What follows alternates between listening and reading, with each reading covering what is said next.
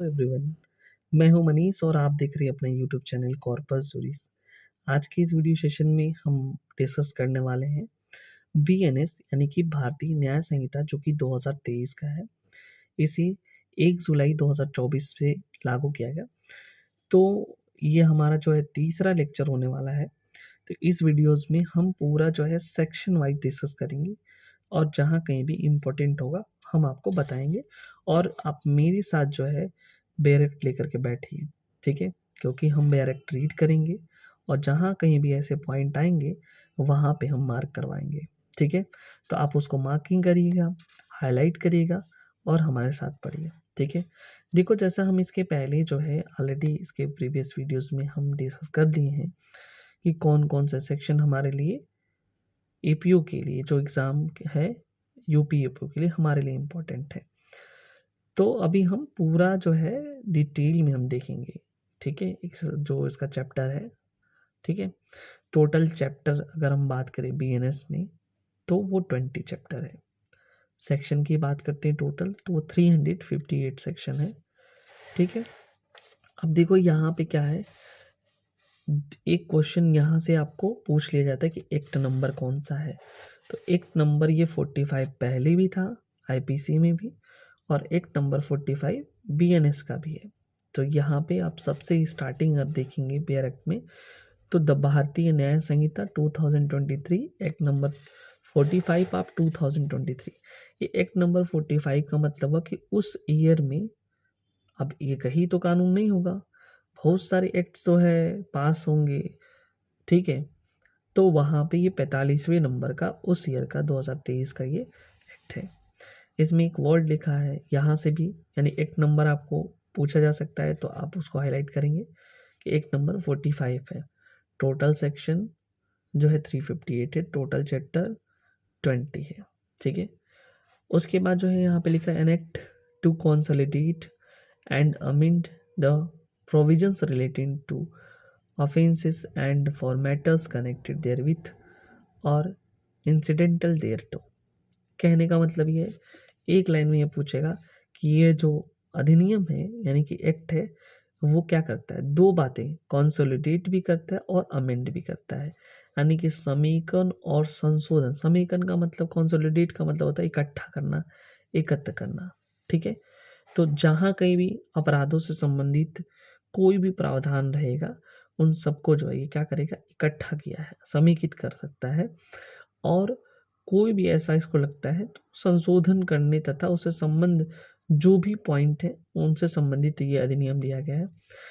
भारत गणराज्य के 74वें वर्ष 74th जो आपको बोलते हैं, क्या बोलते हैं उसको, हाँ, रिपब्लिक इंडिया 74th में यानी 2023 में जो है उस समय ये अधिनियमित हुआ था।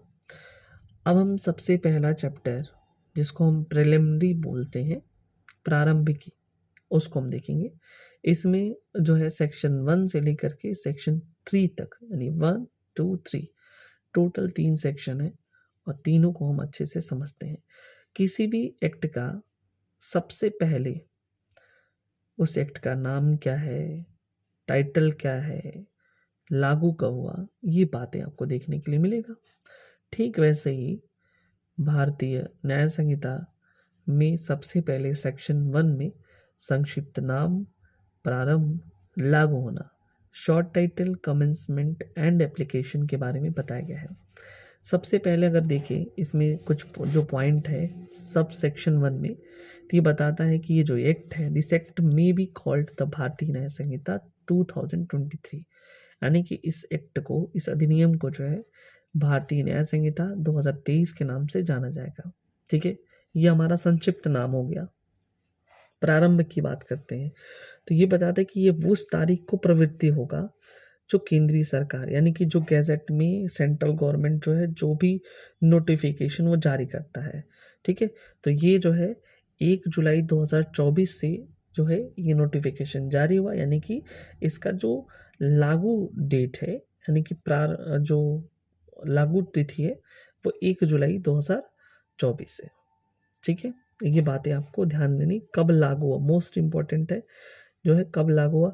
25 दिसंबर 2023 को जो है इसे जो है क्या किया गया, इसे पास किया गया। तो ये 25 दिसंबर 2023 को लागू कब हुआ, 1 जुलाई 2024 को। ये बातें आपको ध्यान में रखना है, ठीक है।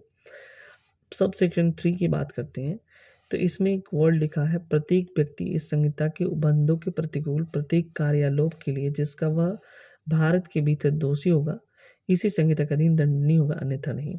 सिंपल सी बात देखो, यहाँ पे कह रहे every person shall be liable, यानी कि हर एक व्यक्ति जो है दोषी होगा, ठीक है। कौन दोषी होगा, इस एक्ट यानी कि इस संहिता के अंदर हर एक व्यक्ति दोषी होगा, चाहे वो कोई ऐसा काम किया हो या कोई ऐसा लोभ किया हो, एक्ट किया हो या ओमिशन किया हो, ठीक है, जिससे किसी दूसरे को क्या हुई हो, क्षति हुई हो, डैमेज पहुंचा हो, चाहे बॉडी से चाहे वो प्रॉपर्टी से उसको इंजरी हुआ हो, और वो भारत के, तो बोला है कि वो व्यक्ति भारत के भीतर दोषी होगा, ठीक है। That person liable with in the territory of India, ये समझने वाली बात है, वो व्यक्ति जो है भारत के अंदर दोषी होगा और इसी संहिता के अधीन जो है दंडनीय होगा, which shall be guilty within India, ठीक है। ये बात आपको ध्यान देना है। तो ये जो हमारा ये जो सेक्शन 2 है, तो इसे जो है कह रहे हैं कि सब सेक्शन 3, ठीक है, यानी कि BNS की जो सेक्शन 1 का सब सेक्शन 3 है, इसको जो है IPC के सेक्शन 2 के साथ पढ़ना चाहिए, ठीक है। Red with section IPC section 2, इसे जो है कहते हैं इंट्रा टेरिटोरियल जुरिस्डिक्शन, यानी कि अंतर प्रादेशिक अधिकार। ये बात आपको ध्यान देनी है, ठीक है। अब आ जाते हैं BNS का सेक्शन 1 का सब सेक्शन 4, यानी कि धारा 1 का जो है खंड 4, इसके बारे में देखते हैं। यहाँ पे बोलता है any person liable by any law, ठीक है, for the time being in the force of India to be tried for an offence committed beyond India shall be dealt with according to the provision of the संहिता। अब देखो simple सी बात है, ये कह रहे भारत से परे, मतलब भारत में नहीं, भारत से परे, यानी कि भारत से दूर किसी अपराध के लिए कोई व्यक्ति भारत में, ठीक है, प्रवृत्ति किसी विधि द्वारा विचारण के लिए दायी होगा, भारत से परे किसी कार्य के लिए इसे उस संहिता को बंधों के अनुसार ऐसा बरताया मानव कार्य भारत के भीतर किया गया हो। काम देखो भारत के बाहर हुआ है, ठीक है, यानी कि ऐसा कृत्य कहाँ किया है, वो भारत के बाहर किया है, और भारत के बाहर किया गया, लेकिन उस व्यक्ति को माना जाएगा कि ऐसा कृत्य वो भारत के अंदर किया गया है, ठीक है। ऐसे इसको बोलते हैं एक्स्ट्रा टेरिटोरियल जुरिस्डिक्शन, जो कि इसको पढ़ना हमको पड़ेगा, यानी कि रेड विथ अगर हम कहें कि IPC में कहा दिया गया है, तो IPC में सेक्शन 3 में दिया गया है, तो red with section 3 of IPC, ठीक है।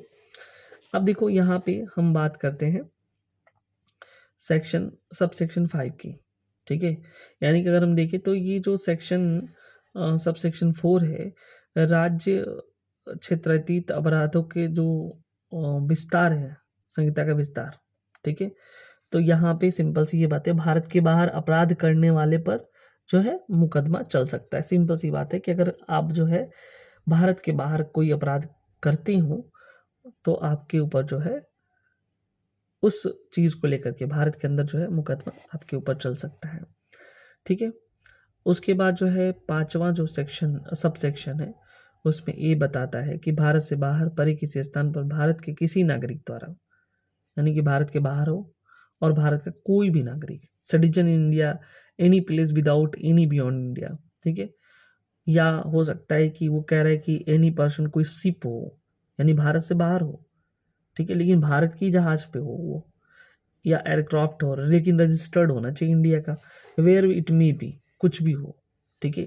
Any person any place without beyond India committing offence targeting a computer resource located in India, यानी ये भी कह सके भारत में अवस्थित किसी कंप्यूटर संसाधन को लक्ष्य बना करके भारत से बाहर और परे किसी स्थान पर किसी व्यक्ति द्वारा, यानी कि वो भारत में कंप्यूटर को टारगेट करके, ठीक है, भारत से बाहर हो या किसी दूसरे स्थान पर, और ऐसे में ऐसा करता है तो अभी ये जो है अपराध यानी कि ऑफेंस की श्रेणी में माना जाएगा। 2003 में जो इंफॉर्मेशन टेक्नोलॉजी एक्ट द्वारा जो है आईपीसी में भी इसे जोड़ा गया था। ठीक है, तो ये आपको याद रखना, यहाँ पे एक्सप्लेनेशन दिया हुआ है। इस धारा में अपराध शब्द के अंतर्गत भारत से बाहर किया गया ऐसा अपराध कार्य आता है जो भारत में किया गया होता तो संहिता का दंडनीय नहीं होता।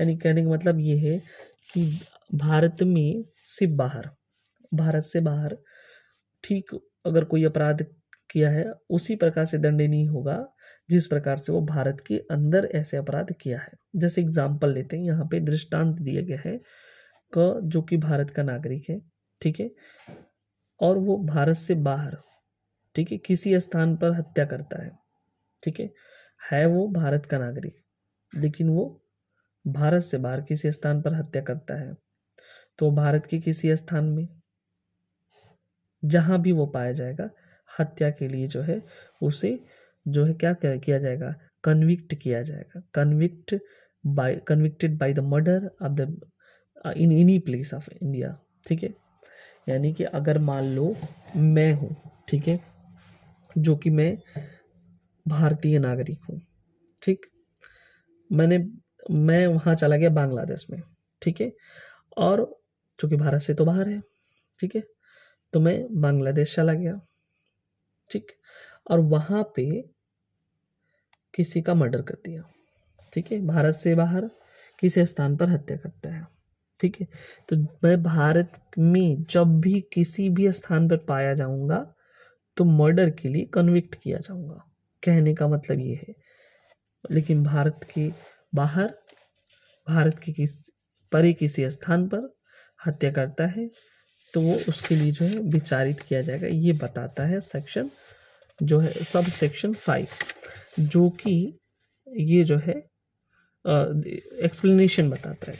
ठीक है, अब हम बात करते हैं इसका जो है सब सेक्शन 6 के बारे में, जो कि अगर हम देखें आईपीसी का सेक्शन 5 जो है के साथ इसको पढ़ना चाहिए। तो ये बताता है उनके बारे में, जैसे भारत सरकार की सेवा के जो अधिकारी हैं, सैनिक, नौसैनिक, वायु सैनिक, ठीक है, ये अगर उनके केस में जो है अगर मान लो कि उन्होंने क्या किया, विद्रोह कर दिया या अभित्यजन कर दिया, ठीक है, तो कह रहा है कि दंडित करने वाले नियम उपबंध किसी विशेष स्थानीय विधि के उपबंधों को प्रभाव नहीं डालेगी।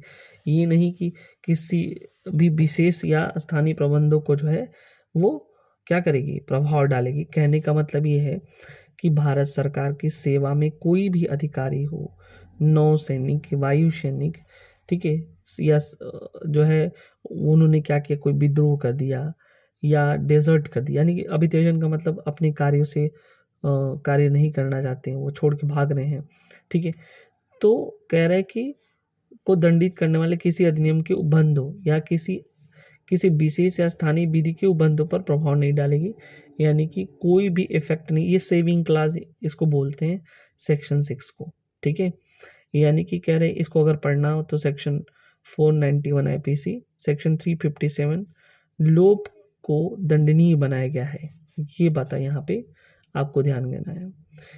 यानी कि ओमिशन अगर ओमिट करता है तो इसको भी पनिशेबल बनाया गया है सब सेक्शन 6 में। 1 क्लॉज 6 को भी पनिशेबल बनाया गया है, ये बात आपको ध्यान देना है।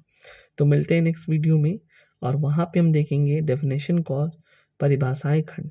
आई होप ये चीज़ें आपको समझ में आएगा। Thank you so much.